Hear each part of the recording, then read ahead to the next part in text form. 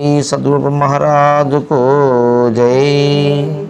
శ్రీ ఆచల ఋషిదూరమణయ స్వాముల వారికి జై. శ్రీ ప్రజ్ఞాలయ శ్రీనివాస స్వాముల వారికి జై. ఈరోజు శ్రీ శ్రీ శ్రీ ఆచల ఋషి దువ్వూరు రమణయ్య స్వాములు రచించినటువంటి శ్రీ గురు ధ్యాన కందార్థములు అనే శాస్త్రం నుండి 15వ కందార్థాన్ని చెప్పుకుందాము. ఇంతవరకు 14 కందార్థాలు మనం చెప్పుకున్నాము. ఈరోజు 15వ కందార్థం నుంచి మరి డాక్టరు అంటే ఈ యొక్క సత్యదర్శన పరిపూర్ణ జ్ఞానయాస్మము ద్వారా వెలువడే మహర్షి డాక్టర్ శ్రీనివాసారి యూట్యూబ్ ఛానల్ ద్వారా దగ్గర 500 వీడియోలు మనం ఇప్పుడు అప్లోడ్ చేసాం ఆధ్యాత్మికంగా.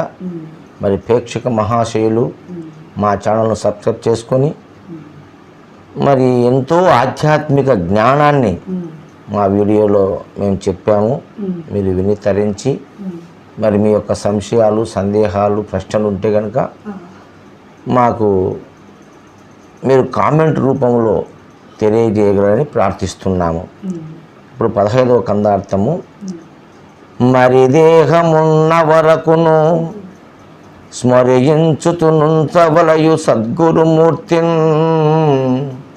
గురిదప్పకెల్ల వేళలా ధరయందుననున్న వరకు తద్భక్తితోనూ మరువక ధ్యాస మరి ఎప్పుడు తాను నిరిగే ఈతను భ్రాంతి నేవేళ దళచాక నిరవాయాం గురు రూపం నిత్యమనుచు మదిలో తద్భక్తితోనూ మరువక ధ్యాస మరి ఎప్పుడు తాను. ఇక్కడ సద్గురు దేవుని గురించి శిష్యులు ఈ లోకములో ఏమనుకుంటున్నారనే విషయాన్ని చెప్తున్నాడు. ఇక్కడ ఎలా ఉండాలి ఆ శిష్యుడు? మరి దేహం ఉన్న వరకును అంటే ఈ దేహం ఉన్నంత వరకు స్మరించుతుండవలయు సద్గురుమూర్తిని అంటే ఆ సద్గురుమూర్తిని స్మరిస్తూ ఉండాలి. ఎందువల్ల అంటే ఆ సద్గురుమూర్తి మనకు ఈ మానవ జన్మ ఎత్తిన తర్వాత అంటే పెద్దలు ఒక మాట చెప్పినారు, దుర్లభం త్రైమేవచ మనుక్షత్వం ముముక్షత్వం మహాపురుష సంగ్రహం అన్నారు. ఆ మహాపురుషుని యొక్క సాంగత్యం అనేది దొరకడం మహా కష్టం. ఈ సద్గురు సాంగత్యం అందరికీ దొరకదు. లోకములో ఎంతోమంది ఉన్నారు కానీ సద్గురులు చేరుకోలేరు. మానవ జన్మ రావచ్చు, ముక్తి పొందాలని కోరిక ఉండొచ్చు, కానీ ఆ ముక్తి మార్గాన్ని చూపించేటువంటి గురువు దొరకడం చాలా కష్టం. అటువంటి గురువు దొరికిన తర్వాత ఆ గురువు ద్వారా ఆ పరమ రహస్యాన్ని మనం తెలుసుకున్న తర్వాత మనం స్థిరపడి ఉంటాం కదా, ఒక నిశ్చయానికి వచ్చి ఉంటాం. ఇంకా ఏమీ లేదు, ఉన్నది ఒకటే దైవస్వరూపము. అది నీవు గాను, నేను గాను, ప్రపంచము గాను ఎన్నో రూపాలుగా ఉంది. అది అయినా ఒకటే. అటువంటి ఆ దైవాన్ని మనకు గురుదేవుడు తెలియజేసినాడు. ఇక్కడ ఒక మాట మనము క్షుణ్ణంగా చెప్పుకోవాలంటే, చెలియించనిదాకాశము చలనంబే వాయువనుచు చాటింపదగున్ చలనమే విశ్వము తానన చలనమే తను వెలుకలని నజగమని నసుత. ఇది మన గురువుగారు మనకు చెప్పినటువంటి బోధంతా ఈ కందార్థంలో ఉంది.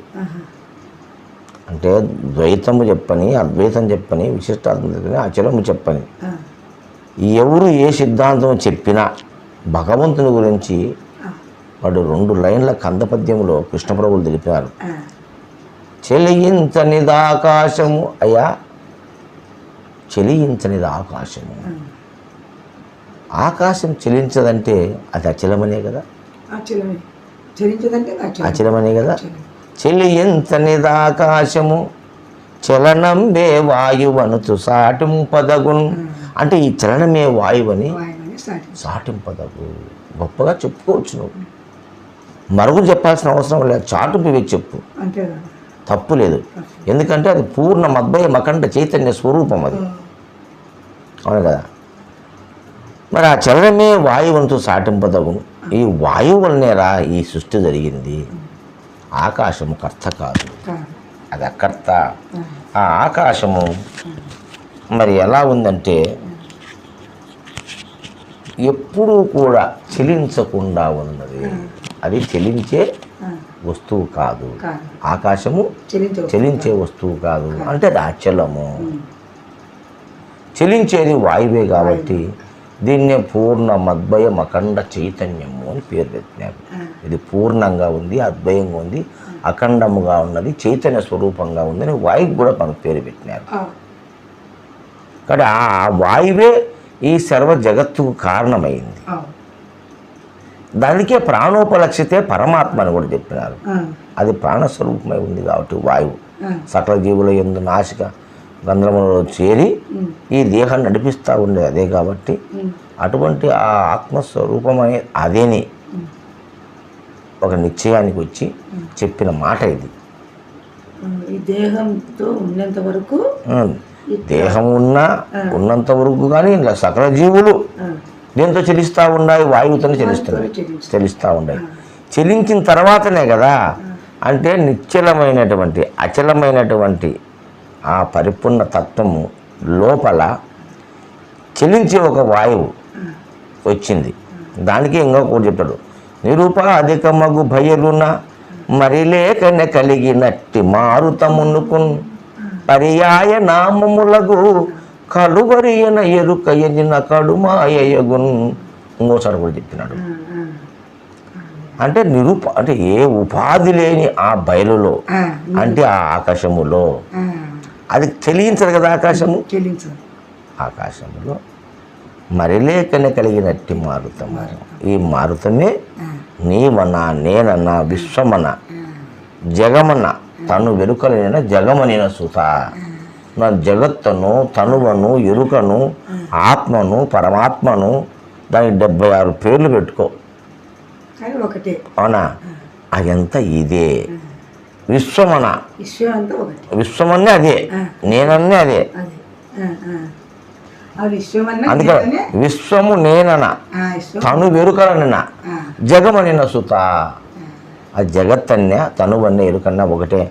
ఆ యొక్క వాయువేరా అదే ఇంత చేసింది. ఇది ఆ ఆకాశం మాత్రం చెలించేది కాదు, అది అచలము అని చెప్పేసి చెప్పినాడు కదా. అటు గొప్ప నిర్ణయం నీకు జరిగిన తర్వాత ఇక ఎలాంటి భ్రాంతి లేకుండా, అంటే రూపభ్రాంతులు లేకుండా చేసుకున్నప్పుడు అటువంటి శిష్యుడు అటువంటి గురువుని నిరంతరము స్మరించుచు నుండవడి సద్గురుమూర్తిని, అటువంటి నిజతత్వాన్ని చెప్పిన గురువు కాబట్టి ఆయనను నిరంతరము స్మరిస్తా ఉండు. గురి తప్ప కెళ్ళవేళల గురి తప్పవాక, పొరపాటును కూడా మరుపు రానియకు. ఇంకో కోటి మంది చెప్పనిలే, ఈ పక్క నుంచి మనసు ఆ పక్కకు పోకుండా ఎల్లవేళలా ఉండాలి అంటున్నాడు. ధరయందున ఉన్న వరకు తద్భక్తితోను, ధరయందుననున్న వరకు తద్భక్తితోను మరువక ధ్యాస మరి ఎప్పుడు తాను. ధరయందు తాను ఉన్నంత వరకు తద్భక్తితోను మరువక ధ్యాస మరి ఎప్పుడు తాను. అంటే ఈ భూమిపైన తను జీవించినంత ఉన్నంత వరకు ఆ యొక్క భక్తి, తదేకమైనటువంటి భక్తి కలిగి మరువక ఎప్పుడు ధ్యాస ఎవరిపైన, గురువుపైన. అంటే శ్రవణ మన నిధి ధ్యాస అని చెప్తాం మనకు. శ్రవణ మనన నిధి ధ్యాస అనేది 4వది. అది శ్రవణ మనన నిధి ధ్యాస 4. శ్రవణము మననము నిధి ధ్యాస 4. శ్రవణం అంటే వినడము, మననం అంటే విని దాన్ని స్మరించడము, నిధి అంటే దాన్ని ఎత్తిపెట్టుకోవడం నిలుపుకోవడం, ధ్యాస అంటే ఎప్పుడు దాని మీద మనసు పెట్టి ఉండడము. అట్లా ఆ గురువు పైన ఎప్పుడు ధ్యాస ఉండాలి. మరి ఎప్పుడు ఆ ధ్యాస ఉండాలి. ఎరిగే ఈ తను భ్రాంతి నేవేల తలచాక. ఈ తనువు అనేది ఒక భ్రాంతి కదా, ఎరిగే భ్రాంతి తనువుకుంది కదా. ఈ తనువుకు ఎరిగే భ్రాంతి ఉంది కాబట్టి తను భ్రాంతి ఎప్పుడు కానీ తలచొద్దు. ఎరిగే ఈ తను భ్రాంతిని నువ్వు తలచొద్దు, తలచొద్దు. ఈ తను భ్రాంతి అంటే ఇది శాస్త్రమని భావించద్దు, ఇది సత్యమని నువ్వు భావించొద్దు. ఇది సత్యం అంటే ఇవన్నీ నీకుంటాయి, ప్రాపంచిక విషయాలు నువ్వు మమేకమైపోతావు, భగవంతుని అనుకుంటావు. కాబట్టి నిరవయ గురువు రూపం నిత్యమనుచు మదిలో. నిరవయవము, నిరవయవము అంటే అవయవము అంటే ఒక రూపము, అనేక అవయవాలు మనకుండే. ఈ అవయవాలతో కూడిన దేహం. నిరవయ గురు రూపం, గురు పట నిరవయవము. గురువుకి ఏ అవయవములు లేవు, లేదు. నిరవయవ గురు రూపం అంటే ఈ అవయవాలు ఉన్నది దేహానికి. ముందు కందార్థం చెప్పినాం. గురుదేవుడు 3 రూపాల్లో ఉన్నాడు. 1 రూపము, 2 స్వరూపము, 3 స్వస్వరూపము. రూపం అంటే కనిపించే దేహం, స్వరూపం అంటే లోపల ఉండే తత్వం, స్వస్వరూపం అంటే ఈ రెండిటికి మూలం. నీ తత్వానికి ఈ దేహానికి మూలం అది. అంటే దేహి దేహం, దేహము రూపం, దేహి స్వరూపం. ఈ దేహి దేహములకు ఆధారము స్వస్వరూపము అని చెప్పుకున్నాం కదా. అట నిరవాయ గురు రూపం, ఎలాంటి అవయవములు లేనటువంటి ఆ గురు ఏ రూపాన్ని?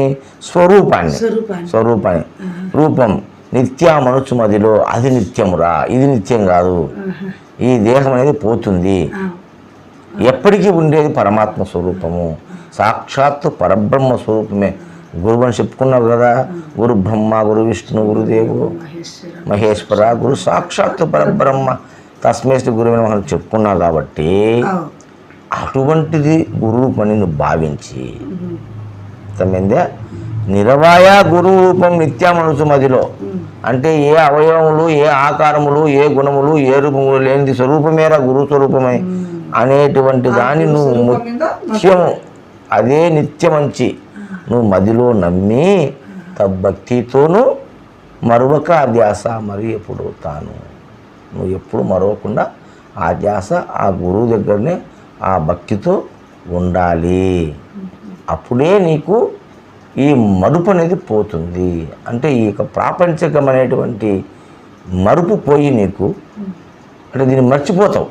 ఈ ప్రాపంచికం ఎందుకు? ఎప్పుడు ఆ గురుధ్యాసలో ఉన్నప్పుడు ఇది గుర్తుకు రాకుండా పోతుంది. నువ్వు గురుధ్యాస పక్కకు వచ్చినావు అనుకో, ఇవన్నీ వచ్చి తలకాడ దూరుతాయి. అప్పుడు ఈ యొక్క మాయలో పడి మనం అది మర్చిపోతాం. అంటే మరుపు రాకుండా నిరంతరము ఆ గురు రూపాన్ని తలుస్తూ ఉండు అని ఇందులో మనకు గురుదేవుడు చెప్పి ఉన్నారు. అటువంటి మహోన్నతమైనటువంటి ఈ గురు ధ్యాన కందార్థాలను అందించేటువంటి దువ్వ రమణ స్వాముల వారికి మనసా వాచా కర్మణ నమస్కారము తెలుపుకుంటూ సెలవు తీసుకున్నాం. జయ శ్రీ మహారాజుకు జై.